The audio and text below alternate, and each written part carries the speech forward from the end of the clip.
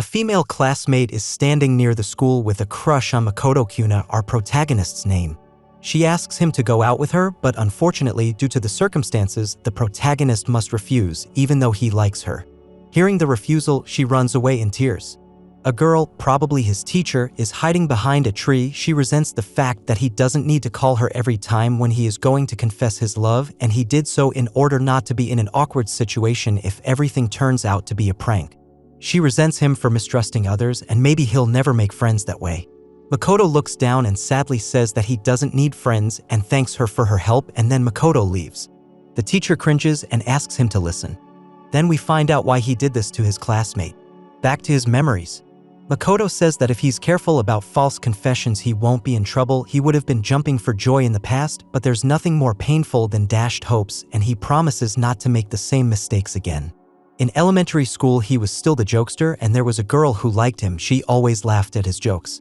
One day, when Makoto was playing with a classmate outside, he wanted to take the ball from her hands, and the girl slipped on a rock on the ground and then fell. The two girls turned around and Makoto froze in horror. The other girls came over and started questioning her, asking if she was okay and that they had seen Makoto-kun allegedly push her and that she was bleeding and had bruised her knees.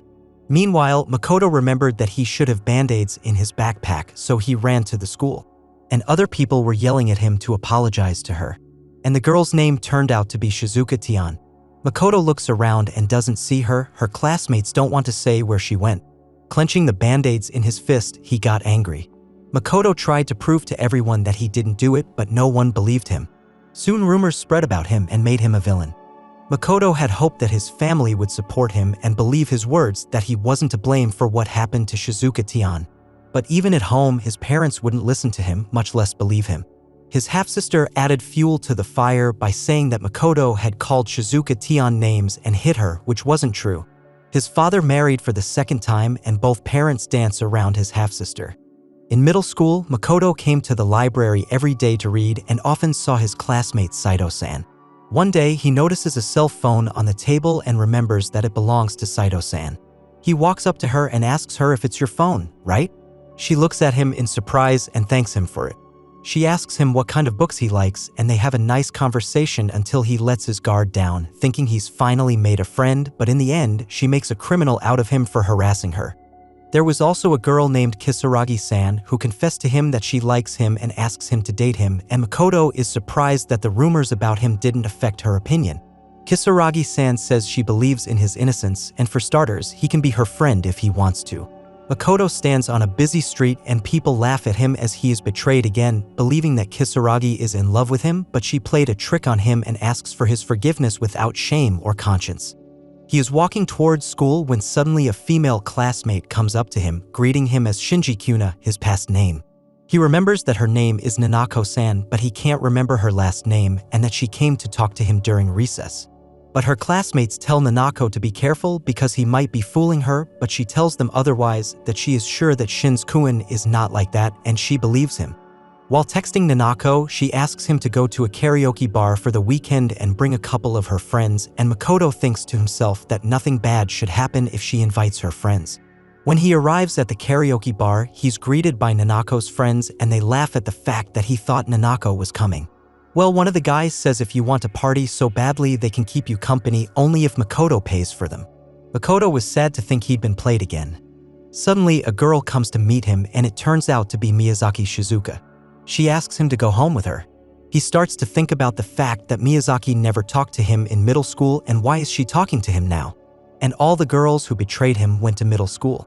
He pretends he didn't hear her and moves on, but she gets annoying, saying he's so moody and no wonder he has no friends, and offers herself as a friend. She says she never believed those rumors as she believes him. Makoto gets nervous and asks her why she decided to be friends with him now. And since Shizuka was in a different class, she was shy to approach him and a little scared, and now in high school she intends to make up for it, and so she decided to be friends with him. Makoto asks her to stay away from him. She is puzzled because he was in love with her and thinks Makoto is playing a trick on her. Makoto yells at her to leave him alone, so he goes to his house. His half-sister meets him at the door. She saw Makoto with Shizuka Tian from the window. Haruka-san asks him to behave normally, but since he is in a bad mood, he decides to go to his room. Sitting down at his desk, he sees 2 new messages on his tablet. Turns out his hobby is writing short stories, a great way to escape from reality. Opening the texts, he sees a text from a publisher that they want to print his work and ask him to contact them, and he is happy about it, but unfortunately he doesn't want to do it and pretends he didn't see the texts. In class, he sits up sleepy because after reading a text message from the publishers, he couldn't sleep at night and decides to sleep when he gets home after lunch. At recess, Makoto is eating and his classmate looks at him eating a sandwich and thinks about how he's just like her, eating alone, and meanwhile, he thinks about Shinizuka-san. There are a lot of rumors about her, most of them bad. She comes up to him and offers to chat with him, but he remembers all the girls who also started chatting with him and then dumped him, so he decides not to fall for it. Haruka-san offers her help to Makoto. She wants to help carry the bags, but he refuses because if his mom sees her helping, she'll scold him.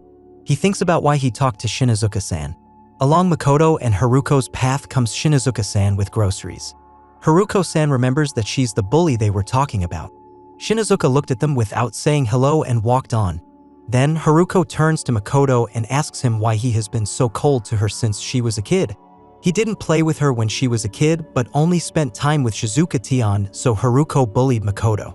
Haruko remembers the gossip about him and thinks that because of that, he doesn't talk to her, and Haruko says that she always knew he would never do that, and Makoto with a disgruntled face asks her to stop calling her brother, and no matter how hard she tries, she can't get it back.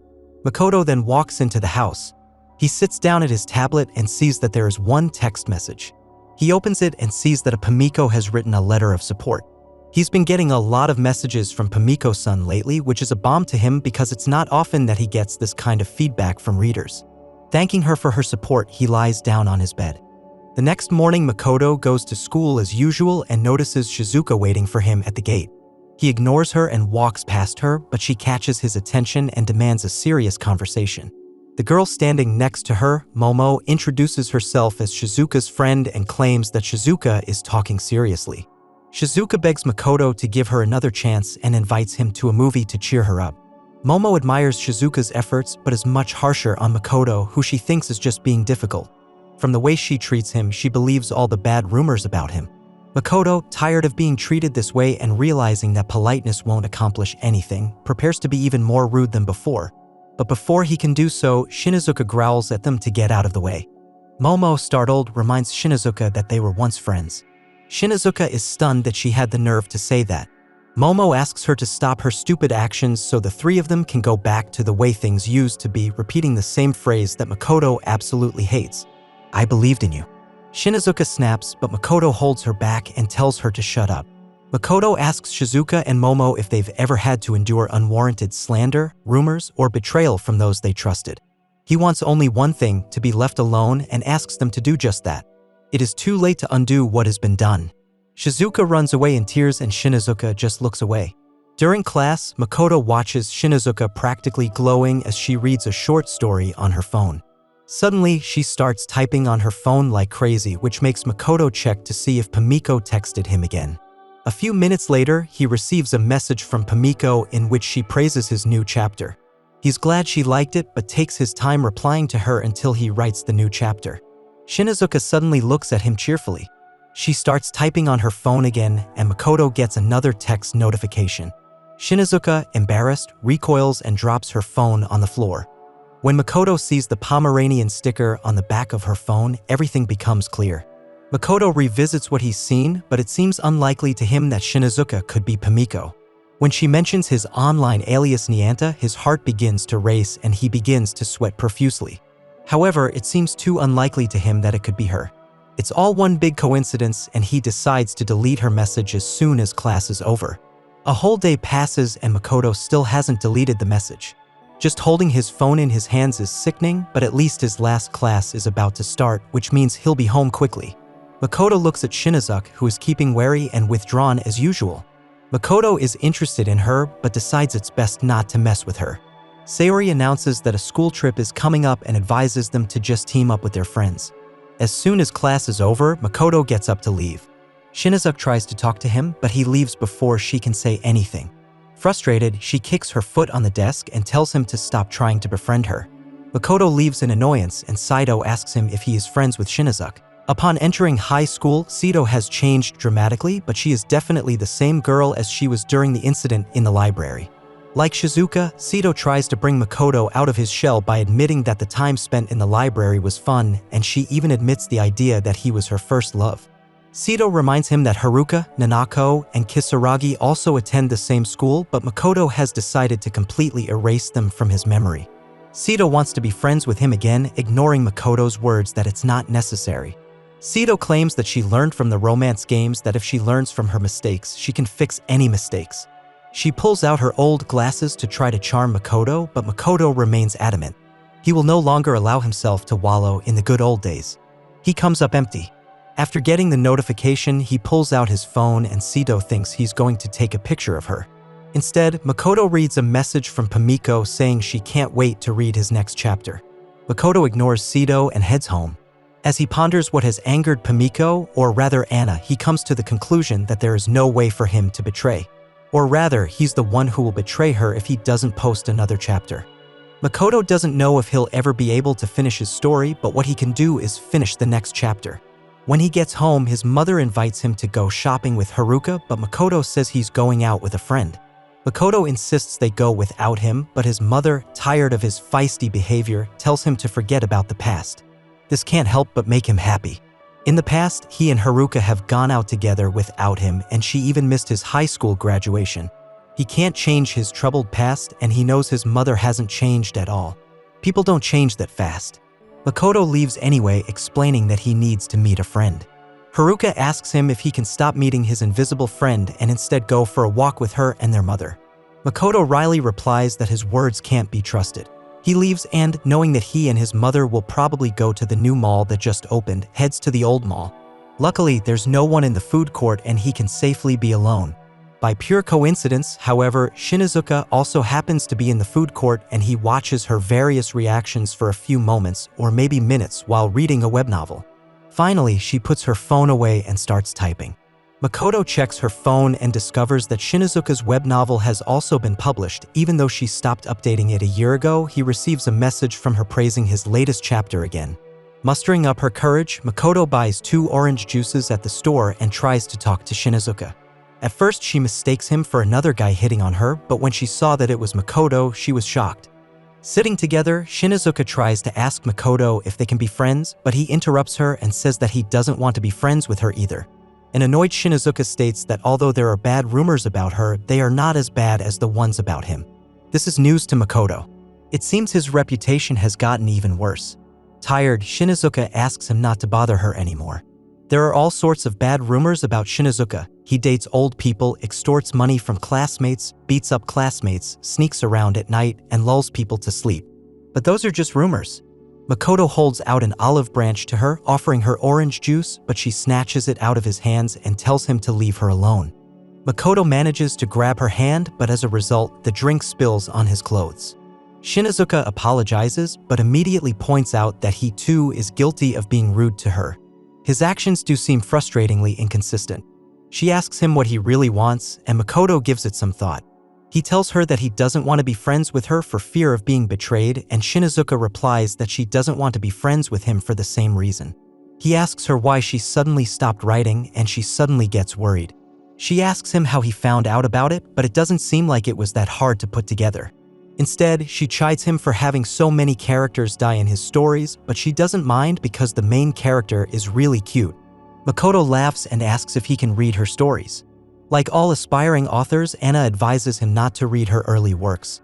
Makoto reads her early works and is amused by the fact that most of them are written in the romance genre. Eventually, despite an uneven start, Makoto and Shinizuka become close because of their shared interest in light novels. As night falls, Shinizuka's stomach begins to rumble. She hasn't had dinner. Makoto can't remember the last time he talked this much, and even to a girl. Makoto asks Shinizuka why she doesn't want to go home, and she replies that she doesn't get along well with her family. However, Shinizuka's older sister, Seiko, comes to pick her up. Seiko grabs Shinizuka and, noticing Makoto, asks if they are friends. Seiko introduces herself to Makoto and is excited that her little sister finally has a friend her age. Makoto introduces herself and Seiko compares him to Tetsuro, the main character in an anime that Shinizuka likes. Shinazuka gets up to leave, clarifying that she and Makoto are not friends.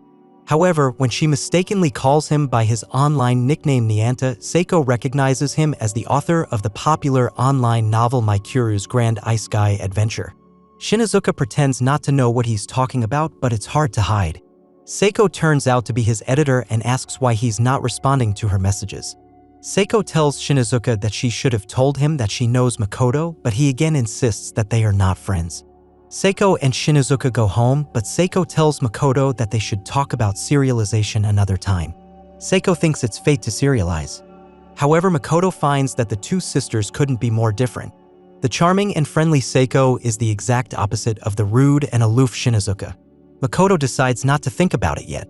Shinazuka would never have thought that her own sister would become Makoto's editor.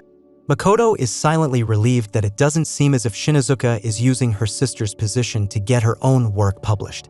As if reading his mind, Shinazuka states that her work is being published by a different company than the one her sister works for. Shinazuka has also read a lot of Makoto's work, so she knows it's good enough to be published in the series. It's embarrassing for her to say this, but she does. Seiko pats him on the back and notes that he's already good friends with Shinazuka. Makoto doesn't seem to consider them friends, but he sees someone who makes his heart stop. Shizuka and Sito are right outside.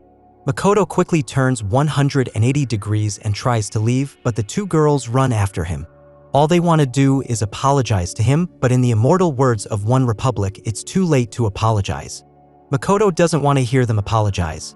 Apologizing won't get rid of what they've done in the past, and puts her hand on his shoulder and says they still have a random topic to talk about. Makoto laughs. He appreciates her help and unknowingly takes her hand. Seiko wants to join in as well, but Makoto takes her hand away. Seiko takes offense and decides to take Shinazuka's hand. Shinazuka continues to insist that she and Makoto aren't friends, but he's fine with that. He doesn't consider them friends either. When Shizuka and Sito see Makoto smiling, they have a mental breakdown. Makoto thanks Shinazuka. For a moment, he was able to bury the memories of his past. Haruka looks out the window and sees her older brother with two girls and realizes that he was telling the truth about having friends. Makoto and Shinazuka continue to exchange messages through the web novel app, and with each passing day, that's all they do. This is the limit of their relationship, the reader-writer relationship. The day of group formation for the trip arrives and everyone gets up from their seats to start forming groups. Makoto realizes that he is bound to be left out, and so does Shinazuka. The classmates continue to berate them, not paying attention to what they are doing. Shinazuka, annoyed by the situation, gets up, walks to the blackboard, snatches the chalk from the hands of the class representative, and writes his name and Makoto's name together. They're a group now, just the two of them. And she's sure everyone doesn't mind that the two class outcasts are together. Sayuri doesn't mind. Shinazuka returns to her seat and tells Makoto not to think wrong. They're not friends. She just wants to go home soon. Makoto rolls his eyes. It makes no difference to him, and yet, without saying a word, the two have undoubtedly grown closer. They're not friends. They're just Nyanta and Pomeko. This concludes our adventure. Thank you for your time and attention. Let's get 100 likes for part 2 of the story. And also write the secret word, Makoto. So I know you've seen this video to the end. We hope you had fun. Stay tuned for more updates and see you soon.